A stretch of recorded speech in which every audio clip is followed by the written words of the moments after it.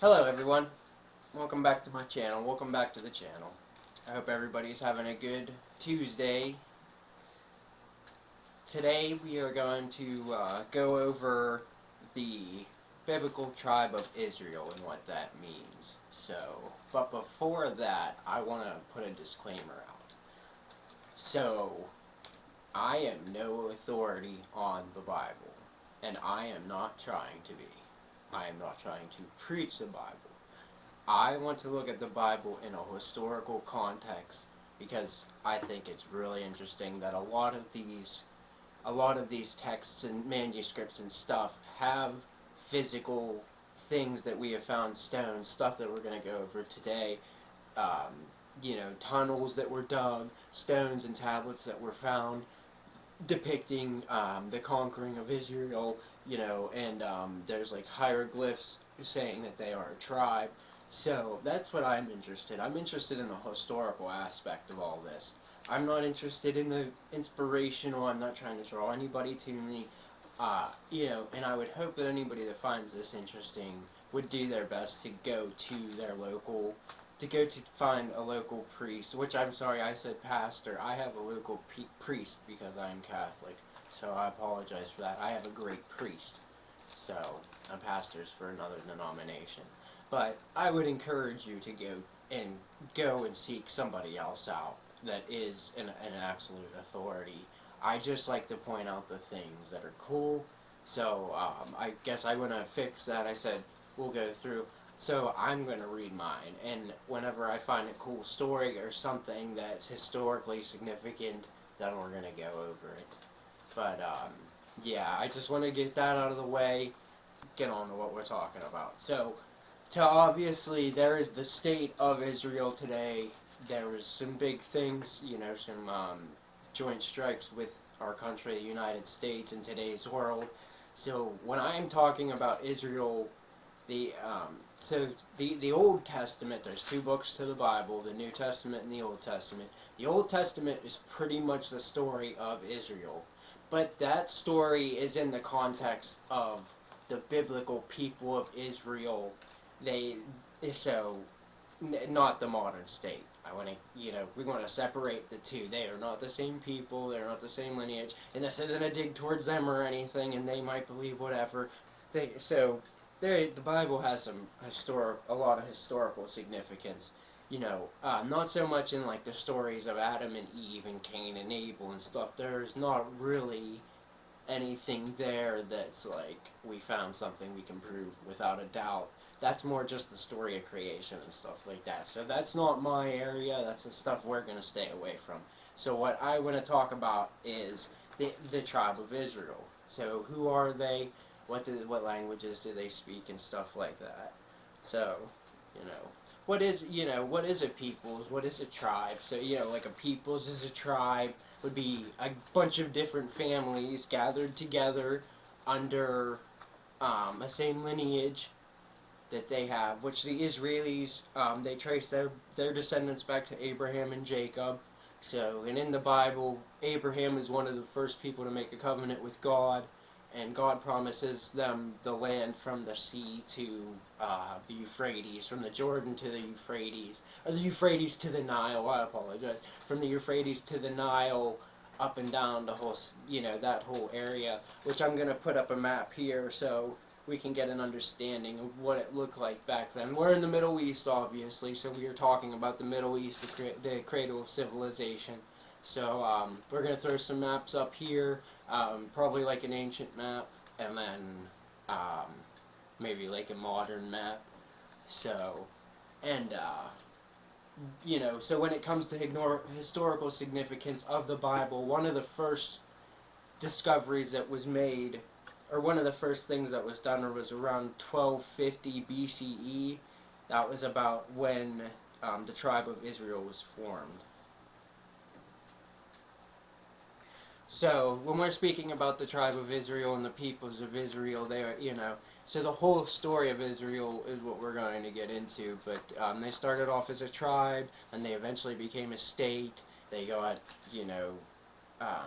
they were a tribe, they got enslaved, and there was the exit, they got enslaved by Egypt, And then there was the Exodus with Moses, which is a story that we are going to go over eventually, because there is historical significance to Moses that was like proven that there are some things there that I would love to discuss about it.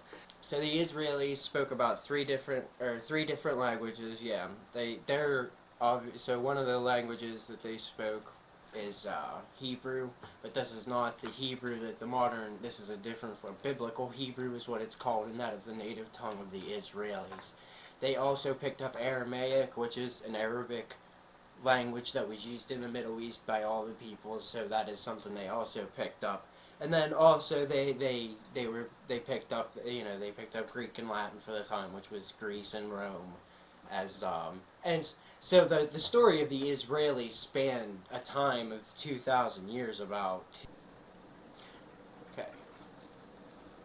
So I think when you are trying to describe who a people are, you look at certain things like where they are from, what language they speak, what their enemies are, who their friends are, where they live, and what they have done.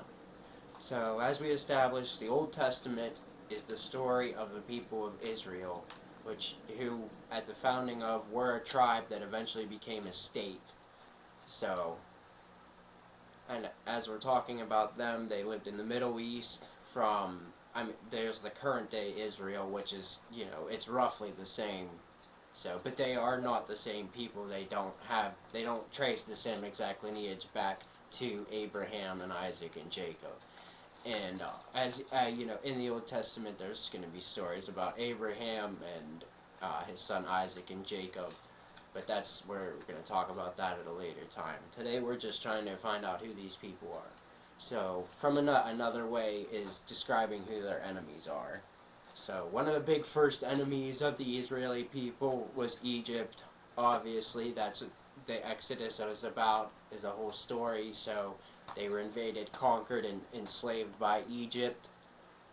And then Moses had the Exodus where they, let my people go, and then they went, and that's how it's formed the state of Israel. So that's when they became a state. So, after they became a state, one of the bigger enemies of them were the Babylonians. So, the Babylonians they're pretty famous within themselves. They're an ancient peoples that, as I'll put the map back up, but as you can see, they were, I think, to the northeast of them. So they would get invaded all the time, and one of the most significant things the Babylonians did was they burnt the first temple. So the first temple that was ever constructed for Judaism, it was burnt to the ground by the Babylonians.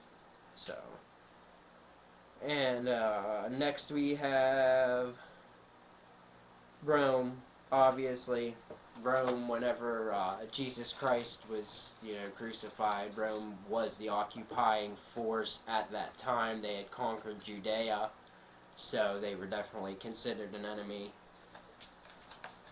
So other enemies of the Israeli people were the Philistines. They were the most famous enemies if you will go through the Old Testament, as I'm going to read through it, and as other people will, the Philistines are considered one of the more famous enemies of the Israelis. So, Amalekites, they were the first nation to ever attack Israel. I think that we'll see them on the map. I'm going to try to circle these people on the map as we go, if I can. So then there was also the 7 nations of Canaan, which were the people that resided right where Israel is. Those were the people that were conquered. So, but it wasn't all enemies. There were some friends too. And so Egypt, after the Exodus and stuff like that, once Israel became a state, Egypt actually became more of an ally. Towards the end, they sent their troops up to help protect from the Assyrians when they would invade. So,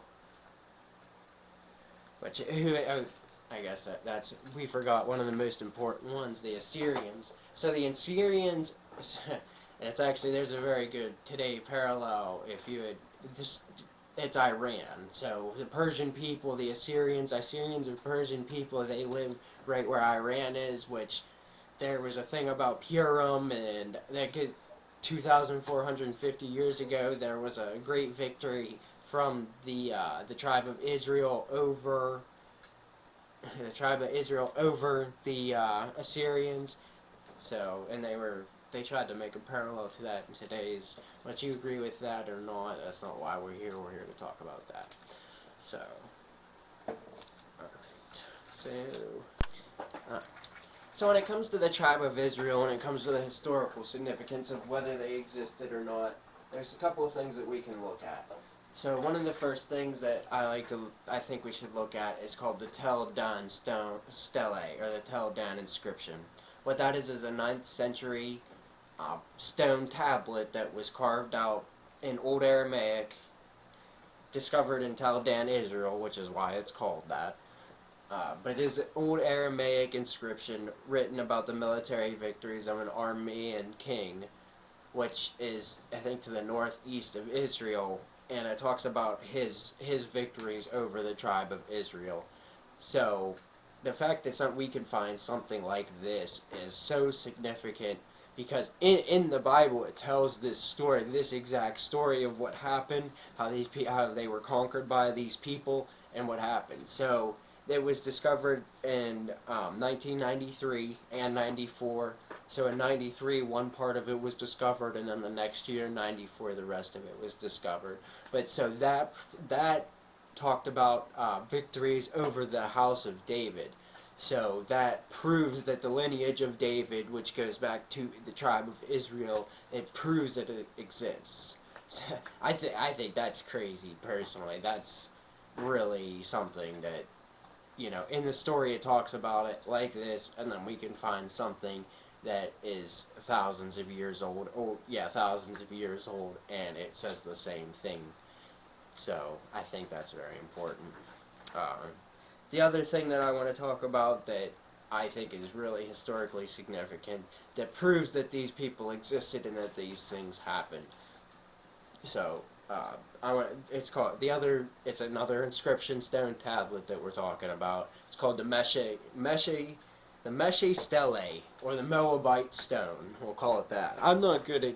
I looked up all these translations before and stuff, so it's not like I didn't try. It's just this stuff. It's all in Old Aramaic and Hebrew and stuff like that. I speak English, so it's a little difficult for me to understand that. But so the Meshe Stele tablet, or the Meshe Stele, or the Moabite tablet, it's a Canaanite inscription that talks about. The other stone tablet that I want to talk about, or the other inscription stone that was found, was called the Meshe Stele.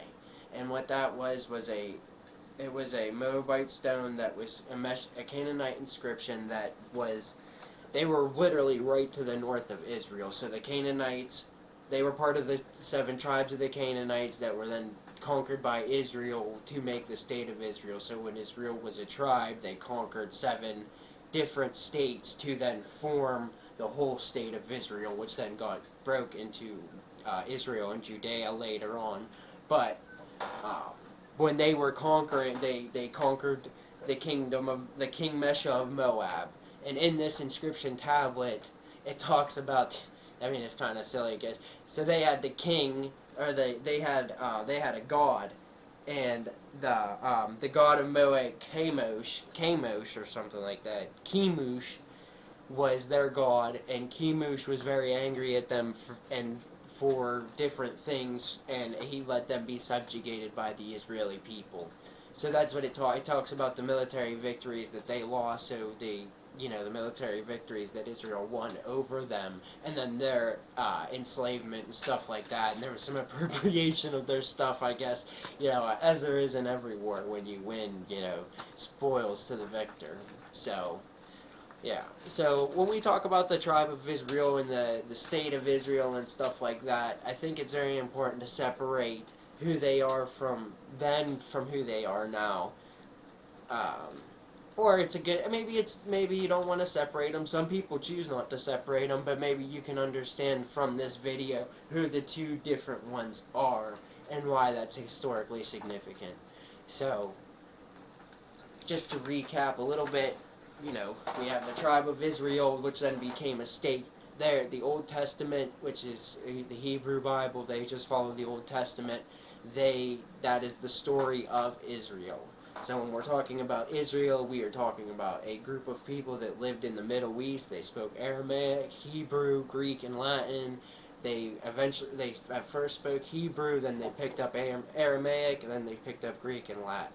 So I went over their enemies. You know, the Egyptians were the big ones, the Assyrians were big ones, Babylonians, Rome. They also had some allies in, the Canaanites. No, not the Canaanites. They had some allies, we're gonna say. So, and then and then the historical significance of all that is when we went into the stones that I just talked about. So, this is my third video on the channel. I know it's not the greatest, but I'm improving as we go along. If you have if you have watched this far, I really appreciate it. Now, I want to remind you to please hit the subscribe button and hit the like button. Let me know what you think. Let me know where I could get better. I know I could probably do better, but, well, I think I did pretty good on this one. But, alright. See ya.